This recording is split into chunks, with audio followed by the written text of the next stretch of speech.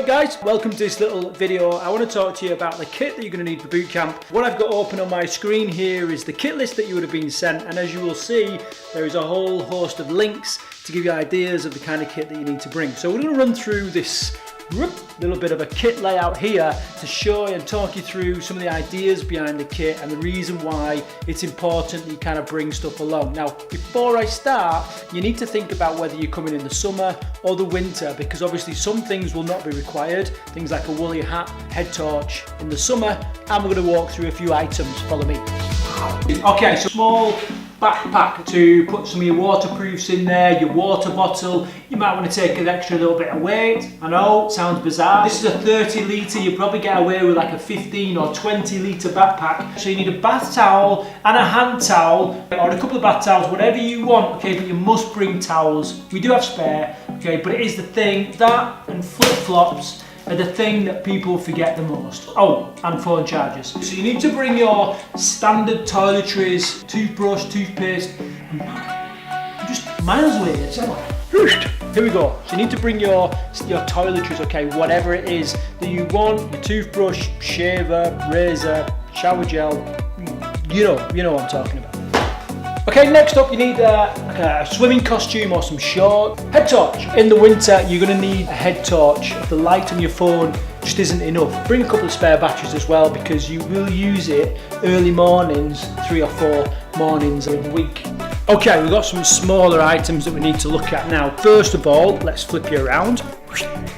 Okay, first up you need to get yourself some plasters, some Comfy sort of anti-blister plasters as well. Okay, so Comfy, just search it up, there's a link in your little kit list. These are really important when you get aches, pains, sprains, and as well as a reusable ice pack, think about getting a heat pack as well. Okay, this is just some sports strapping tape that you might want to use to stop blisters if you get like a few aches and pains. We've got ibuprofen and paracetamol.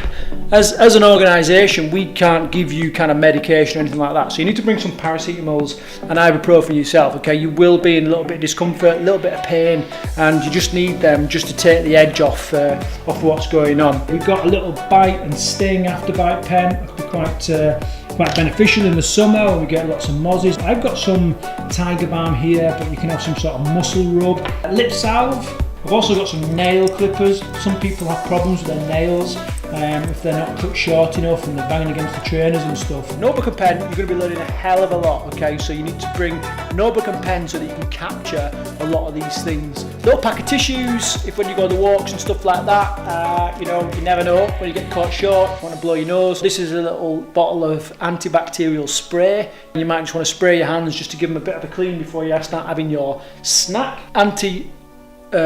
What's this? Insect repellent. Duralite, when you've been sweating a lot and working hard, you lose a lot of the salts and the minerals in your body through sweat, okay, and this can just help replace some of those minerals. Vaseline, okay, this one's an antibacterial variation, but just get yourself some Vaseline, which can help for all sorts of different stuff, from your lips cracking to protecting your skin in the weather to protecting chafing. Really helpful. Don't forget your phone charger. You might want to bring your MacBook, your iPad, or whatever. Okay, so you've got a bit of entertainment, you've got a bit of spare time in the evenings, but don't forget your dog toy. We got a bit of sun cream, okay? Sun cream for the summer. Sunburn is one of those problems that we have a lot. Now, if you've got dodgy knees, dodgy back, just think about bringing a walking stick. It doesn't have to be a lightweight folding one like this. It can take a lot of pressure off your knees when you're out walking in the hills. And I think that is pretty much it. Oh, one more thing I've got down here, and that is a little bit of cash. You'll need cash to pay for your laundry. You might want to buy bottled water. You might forget stuff, especially if you're staying for 1 or 2 weeks, because that Friday between your weeks is a bit of an off day where you can head out, have a bit of something to eat, have a bit of a rest before you come back and do more training. Wait a minute, I forgot. We need coffee. Ooh.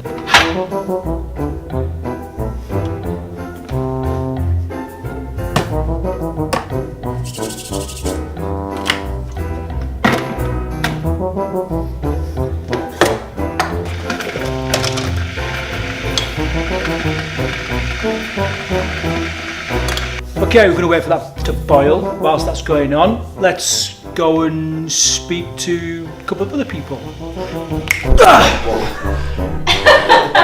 Here we go. So a couple of people that we need to ask here. Ash, most important bit of kit to bring to boot camp? Your trainers. Yeah, fair one. So now, what do you reckon? Most important bit of kit? I was going to say shoes that fit. Shoes that fit. Yeah. We've had shoes. Something else. Come on, let's go. Warm clothes. Is this putting you off? Warm clothes right now. Warm clothes, yeah, in the winter. Yeah, good. That's a good start. Let's go and find something else. Still not ready? Nice. We've got Paula here. So Paula, what would you say the most important bit of camp? Most important bit of kit to bring to campers? Craig, I've just got to work. It's compete. I think it's compete. Compete and a healthy attitude to just change and to trust in everything we're doing. But compete. Yeah, a healthy attitude. But compete, definitely. Yes! Okay, let's get back to it. I just thought, sit down for this bit. One thing you definitely need is some house slippers. These are perfectly fine, the kind that you get in a hotel, or you get normal slippers. What I would suggest though is you get something with a rubber sole or a plastic sole, so they don't tend to get wet. But basically we have a strict no outdoor shoe policy within the house. We want to keep it nice and clean, nice and tidy, nice and dry for you guys to live in. You need to get some kind of warm top, especially for the walks. Get yourself a few different types of t-shirts, okay, lots of different training gear, anything that you normally train in. Obviously make sure it's suitable to the weather. The majority of training you will do will be outside, okay, so make sure that it's quite robust, it's going to wick moisture away from the body. You don't want anything that's going to hold the moisture too close to you. Formal lounge wear, really, something that you're comfortable in for the evenings when you sat watching TV and you're kind of chilling out. Head torch, we're going to definitely need a head torch. Waterproof top, waterproof trousers. A lot of people will train in their waterproofs pretty much all the time, okay? It's not really needed because it does kind of impede your movement, but it's a good idea to have waterproof, especially if, like it is now, in the middle of winter or autumn certainly, and the weather turns a little bit nasty. You want to stay dry. Wind and wet is the toughest combination to deal with when you're at boot camp, okay? So if you can keep that water out with some good quality waterproofs, links in your kit list, then you're well on your way to staying warm and getting the very best from boot camp. Next, you want leggings or some kind of tracksuit bottoms, again for your walk. Leggings also very good for stopping chafing for the guys. These are just some skin compression pants, which can also help with recovery, stop the blood from pooling inside the muscles and just help with recovery. Or you could just use regular tracksuit bottoms, leggings, whatever it is. You might want to get yourself a little bandana, hat or ear warmer.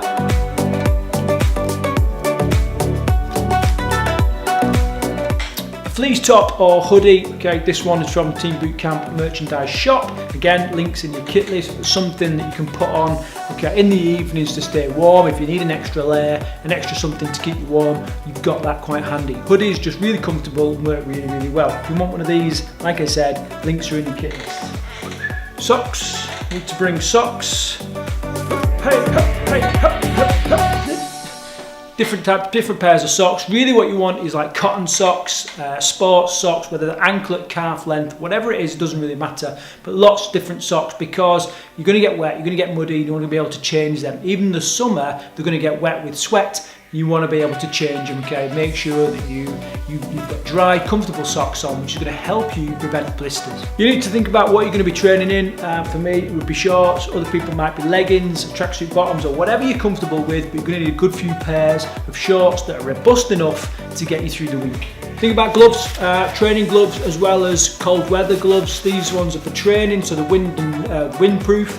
All right, you've got a bit of grip on there for when you're picking up kettlebells, logs. Even in the summer, I would recommend bringing some form of gloves, even if it's the fingerless gym glove type stuff, because it does help you, or does prevent you getting splinters when you're throwing logs around, beer kegs and kettlebells and punching, and you get the idea. Gloves. Underwear, whatever underwear you tend to wear, but I will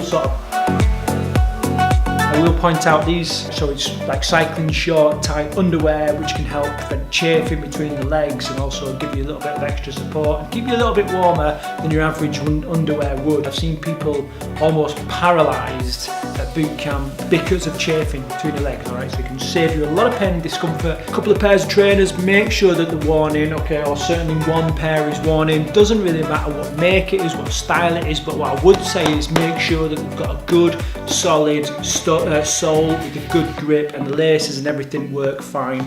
If you can get waterproof ones, brilliant. If not, don't worry about it. As long as you've got a couple of pairs, you can interchange them so that you're not having to train in stinking wet trainers all the time. And think about either hiking boots or trail shoes. These are trail trainers. They're Gore-Tex, so they don't let in the water. Pretty robust sole. Again, nice heavy sole with a good grip. It's going to help you when you're doing your hill walking, long hikes in the mud, or even in the summer, just help make sure that you're not getting blisters. Water bottle, okay, you might not have a raw marine one, but okay, some kind of water bottle, because you want to be able to hydrate yourself, keep yourself topped up. We will check the water bottles to make sure that you're drinking everything that you need to do. Actually, I'm a bit thirsty now.